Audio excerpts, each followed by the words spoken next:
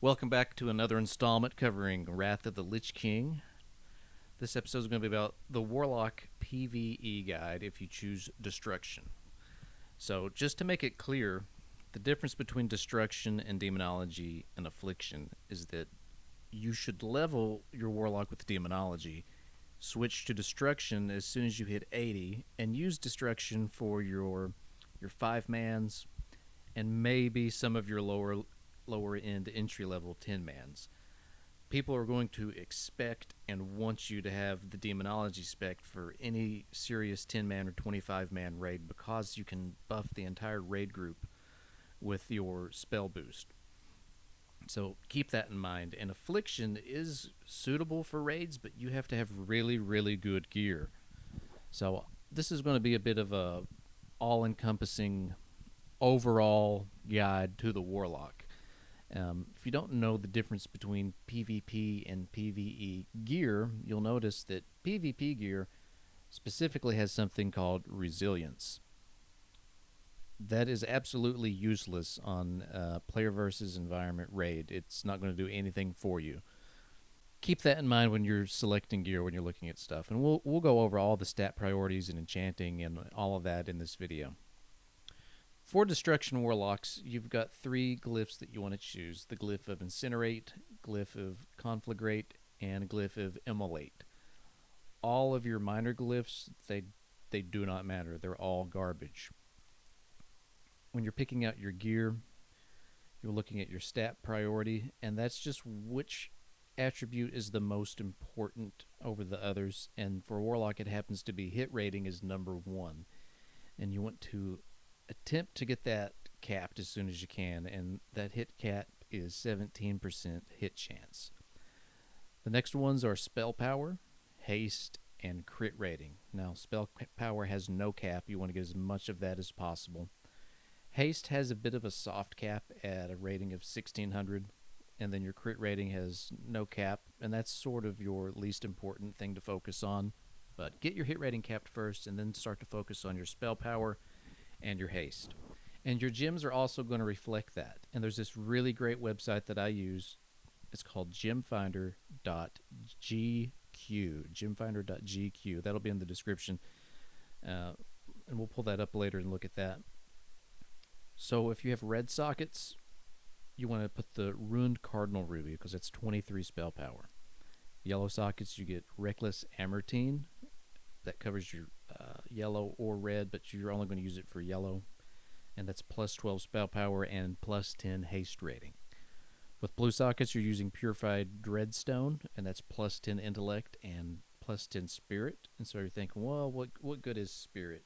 But spirit does increase the rate which your mana regenerates, but the reason that you're using a gem that has spirit is because when you use fell armor, it converts your spirit to spell power. And there's no other way to get spell power out of blue sockets except for using the spirit route.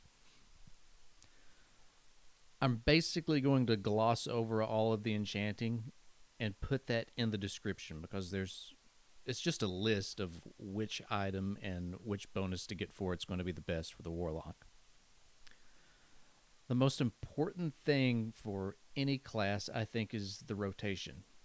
So when you have a Warlock, you've got 100 different things that you can cast, but only about 4 of them really matter, plus your curses. So with your spell rotation, you always want to keep Immolate up on the target. As soon as it finishes, cast it again. It has to be on at all times. Then you're going to use your Chaos Bolt and your Conflagrate every time it's available. When you cast that, it's got a little bit of a cooldown. And in between those slots, when you're waiting on those to finish their cooldown, you use Incinerate as filler. With your curses, it is particular. So when when you have an Unholy Death Knight, if you have a Balanced Druid, or if you have a Shadow Priest in your group, in your raid, in your party, they're already going to increase some spell damage for you. And so you're going to make better use from using your Curse of Doom or your Curse of Agony. Now, as you know, Curse of Doom, it takes a long time for the thing to activate, so If you're fighting something that's already low HP, put the Curse of Agony on there. That's going to be your best bet. If it's the very start of the fight, if it's a raid boss that has a lot of health, you might get 2 Curse of Dooms put on it before the health gets so low that it's not worth it. If you don't have an Unholy Death Knight, if you don't have a Balanced Druid, if you don't have a Shadow Priest, you need to use Curse of Elements. As far as which armor, which buffs, which demon to use, you're always going to use Fel Armor. Your highest damage output pet is going to be your Imp. And keep in mind, when you're self-buffing your stone enchantments like your Firestone, they do not replace your regular weapon enchants, so just use your Firestone. With your well-fed buffs from food, you want to use the Imperial Mantis Steak. If you don't have that available, you can get the Baked Manta Ray. That's a good second one to use. For your flasks, you're using Frostworm. For your potions, you're using Speed and Wild Magic. Those are the best ones. Talking about pets, I want to go over which pets do which thing, but understand that as destruction, you're just going to use the Imp. So your Succubus is a good CC pet. It's going to keep people from attacking you. It has that stun ability. It's a PvP demon, more or less. Your Voidwalker, your Felguard, those are for when you're leveling up. You use your Voidwalker as a tank to take damage for you while you stand to the side and cast. Your Fel Hunter pet, demon, those words are basically interchangeable. It has some PvP attributes to it because it can silence your enemy for 3 seconds. It does give a buff to the entire raid, which is an increase of your intellect and spirit. It's called Fel Intelligence. And we also need to talk about the talent tree. So I've got this pulled up here. You can see that it's 13 slash, it's called 0/13/58. And I'll show you I'll actually post a link. No, I'll post a picture here so you can see it in full view. And if you're leveling and you're doing Demonology, you can kind of figure out which things are more PvP and which things are more PvE based. So for example, anything that's going to improve your Succubus, it's going to be a PvP thing. Anything that has to do with stunning enemies or increasing the way that you CC them, that's going to be PvP based. So you can mouse over these, read over them, and sort of get a feel like, is that going to help me fight another player? Is that going to help me with PvE? So Demonic Resilience, for example, it reduces the chance you'll be critically hit by melee and spells by 1% and reduces all damage your summoned demon takes by 5%. It's even got resilience in the name. That's a PvP talent. You don't need to select something like that while you're leveling up. Actually, the only minor glyph that I have is Drain Soul. Your Drain Soul ability occasionally creates an additional soul shard. The other ones are so garbage I don't even have them loaded on there. On your head item, you're going to have a slot for what's called a meta gem, and I've got the 21 critical strike rating and 3% increased critical damage. And it requires 2 blue gems. That's all that it requires, so it's easy to get that filled in. All of this gear, the bonus for the socket is spell power, so that's why you're attempting to get your matches.